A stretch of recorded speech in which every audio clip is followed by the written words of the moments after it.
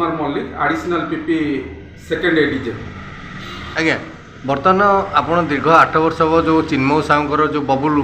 डाक ना बबुलू चिन्मय साहू जागुड़ी पदुआ ग्रामर पिपिल नृशंस भाव हत्या कराई तो केस दीर्घ 8 वर्ष है चलता तो आज तार कोर्ट राय देवा पर समस्त अभियुक्त धरा पड़ती सजा भोगी कौन कहे रिगार्डिंग दिस केस ये केस रे बबलू अलायंस चिन्मय साहू ये मृत्युवरण करथिला ताकर गोटे प्रीवियस एनिमिटी थिला आक्यूज्ड मानकर लक्ष्मीधर भरत बाहन त्रिनाथ शिव एमाने सबू आक्यूज्ड जो मैंने लक्ष्मीधर बेहेरा बाहन बेहेरा ए त्रिनाथ बेहेरा यही भाव में से मैंने 8 जन मुदुला ए केस रे थिले। ए केस रे 8 जन मुदुला जो थिले तन्मध्यरु जड़े एक्सपायर कर जाइथिला तेणुक ए 7 जन ना रे Pipili PS case number 175 on the dated 29/5/2017 रो केस एटा पुलिस ए केस को रजिस्ट्रेशन करथिला रजिस्ट्रेशन कला परे यार इन्वेस्टिगेशन प्रॉपर्ली कला तापरे ए केस रे एफआईआर हेतिला 29/5/2017 रे ए केस रे चार्जशीट पुलिस सबमिट करथिला 2/4/2018 रे चार्ज फ्रेम हेतिला 7/9/2018 रे ए विचार दिन ये चार्जशीट होला परे ये आमर ये जो केस रे गोटे भूलीगली केस जो रेस्टी होता ये केस रे रेस्टी होता under section 148 IPC 149 IPC 323 294 379 506 and 302 रे आईपीसी रे केस चार्ज फ्रेम होता एथिरे 15 जन साक्षी को ग्रहण कराइथिला चार्जशीटेड विटनेस तन्मध्यरु प्रोसिक्यूशन 15 जन आक्यूज्ड 2 जन साक्षी को से बयान देइथिले ए बयान को रेकर्ड करी मान्यवर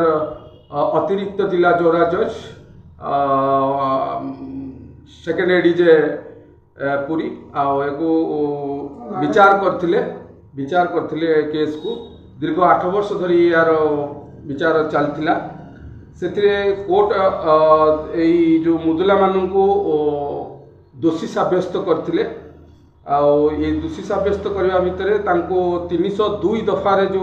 केस होता से आजीवन कारादंड रे दंडित करचंती मान्यवर कोर्ट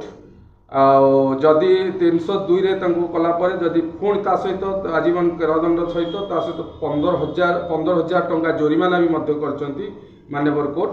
अनादाय 6 मास आउ अधिका जेल भोगवा पड़ो जोटा कि 143 आईपीसी रे एटा होची 3 वर्ष जेल आ 500 टंका जोरिमाना जदि 500 टंका जोरिमाना न दे पारिबे ताले 1 मास अतिरिक्त जेल भोगिया पड़ो 341 उपरे कोर्ट कहले जे 1 मास जेल 500 टंका जोरिमाना जदि या न दे पारिबे ताले 5 दिन अधिका आउ 5 दिन जेल भोगिबे तेणुक आउ गोटे सेक्शन लगी 323 जोटा कि 1 ईयर इम्प्रिजनमेंट अच्छी 1000 पेनाल्टी जदि 1000 पेनाल्टी जदि से माने न दे पारिबे ताले आउ 15 दिन एक्स्ट्रा से माने जेल भोगिया पड़ो ये केस रे प्राय जहाँ आज पर दी एफआईआर ऑफ द कंप्लेंट से देइथिला जे तार दादा कैलाश चंद्र साहू दादा आ पुतुरा तो जे मला से मरी जाइए चिन्मय साहू से दादा पुतुरा 2 जन गाड़ी रे जाउथिले राति प्राय 11टा पाखापाखि हे से माने भुवनेश्वर रे व्यवसाय पत्र करती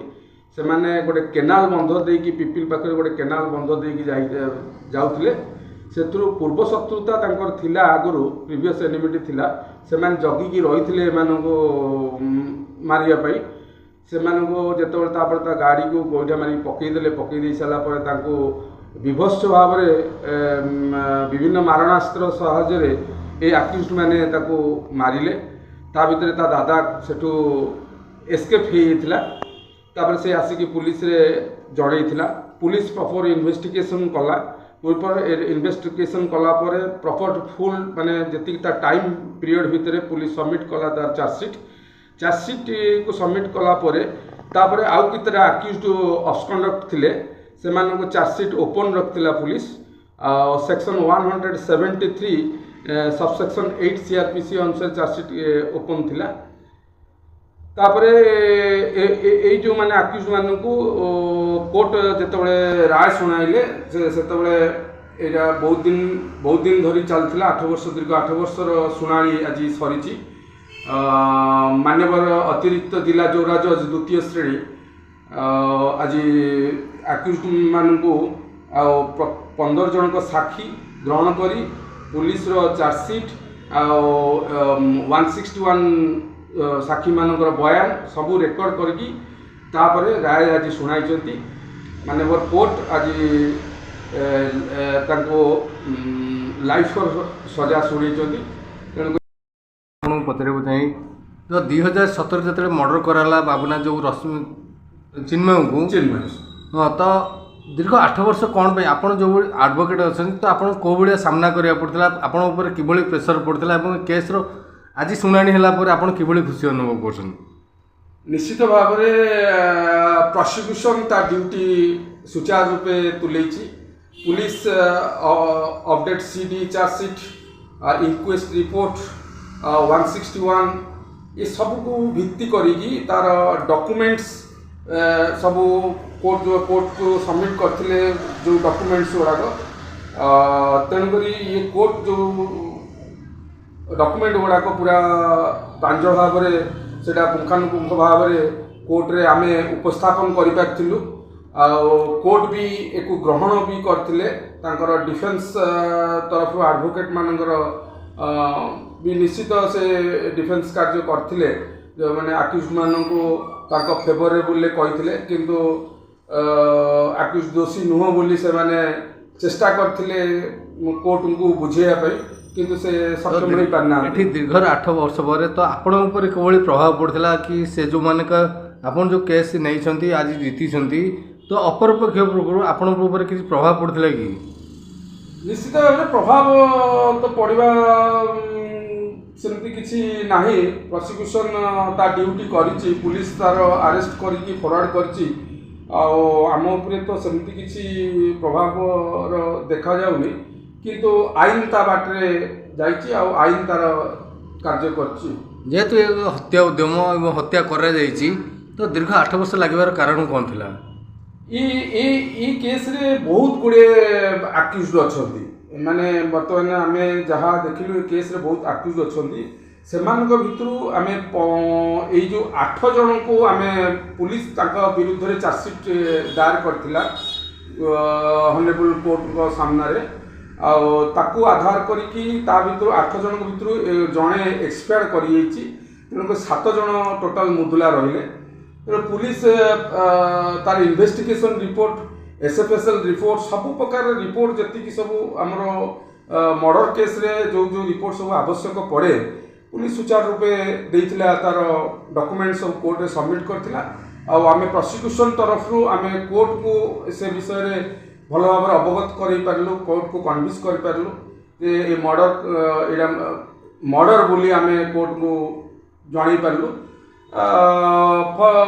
ताफल कि कोर्ट सेटा को चिंता कले ना एटा गोटे विभत्स हत्याकांड कोर्ट तांकर सुचारू आपणकर ये जो चिन्मय साहूर मर्डर केस रे विभत्स हत्याकांड रे दीर्घ 8 वर्ष संघर्ष दीर्घ 8 वर्ष पर आपण आज तार माने तार बहुत बढ़िया सक्सेस पाई तार रिपोर्ट तो केते खुशी अछंती एवं आपण कोन सामना करिया पड़छि निश्चित भाव में मोर एते गुड़े आईन पाठ पढ़िया भितर आईन मु डिफेन्स रे भी काम करछि आ प्रोसिक्यूशन रे भी आज काम करछि किंतु एया मु